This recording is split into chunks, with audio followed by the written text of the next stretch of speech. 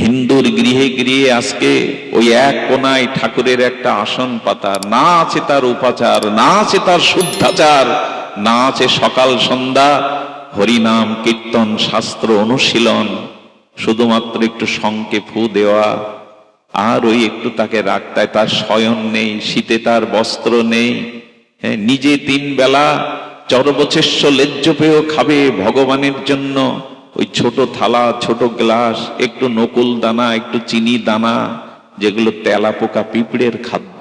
এই দিয়ে কি আর ধর্ম বাঁচানো যায়? নিজের সংসারকে শান্তিময়, আনন্দময়, জ্ঞানময় করা যায়?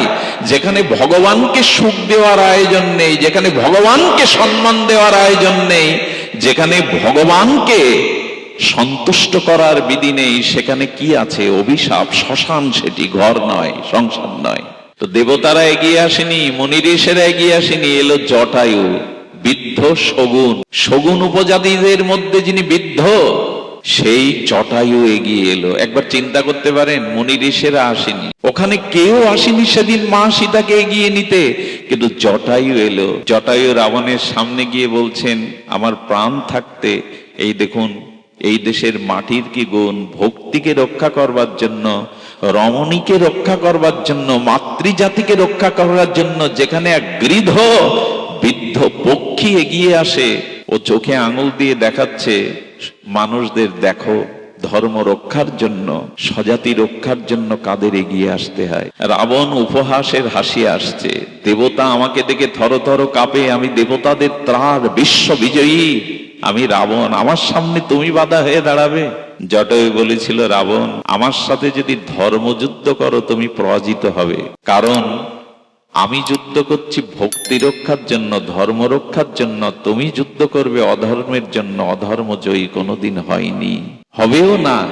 যুদ্ধও কিন্তু হয়েছিল, ওই চঞ্চু দ্বারা রাবণকে এমন আঘাত করেছিল জটায়ু, কিছুক্ষণের জন্য রথ থেকে রাবণ নিচে পড়ে গিয়েছিল, কিন্তু রাবণ অন্যায় যুদ্ধে তলোয়ার বের করে তার পাখনা কেটে দেয়। এই যে পাখনা কাটা হলো, জটায়ুকে প্রশ্ন করা হলো, কেন গেলে তুমি রাবণের সাথে লড়তে?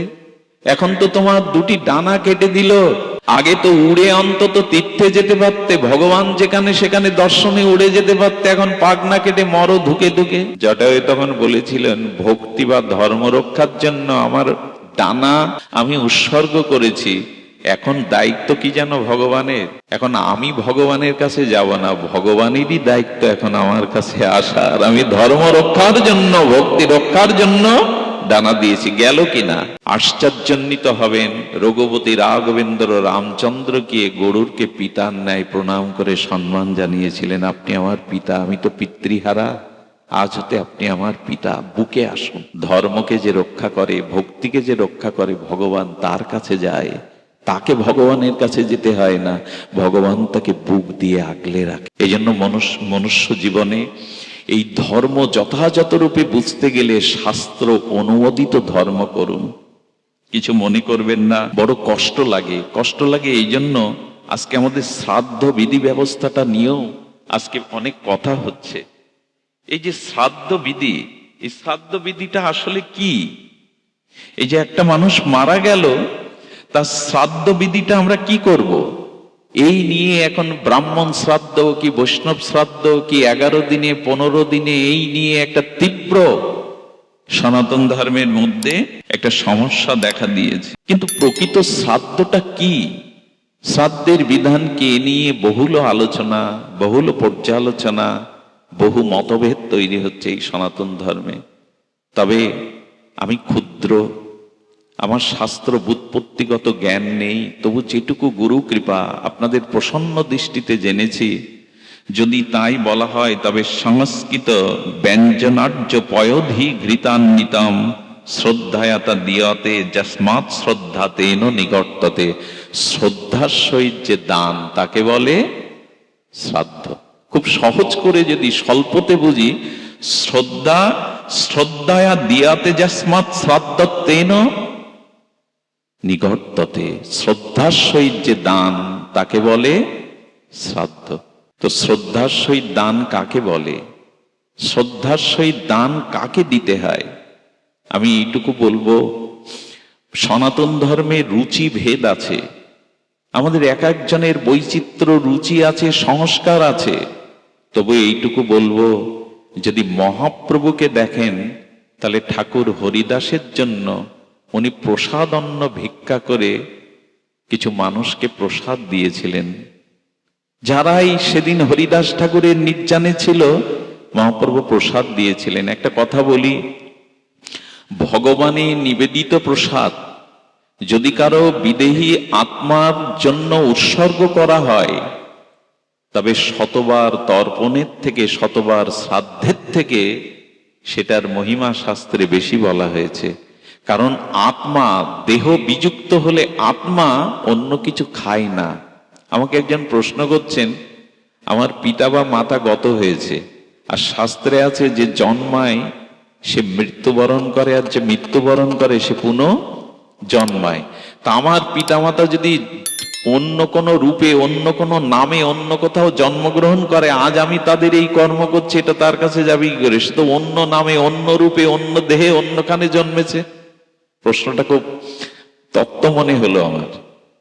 সেই মাতাজি বলছেন, আমার পিতা মারা গেছে, মাতা মারা গেছে, সে অন্য কোথাও জন্মেছে, অন্য কোথাও তার নূতন রূপ, নূতন নাম, নূতন পরিচয়। তা আজকে আমি এই উদ্দেশ্য করে, এই যে প্রসাদ আদি দিয়ে, এই যে হরিনাম হরিকথা দিয়ে আমি তার কি কল্যাণ করব?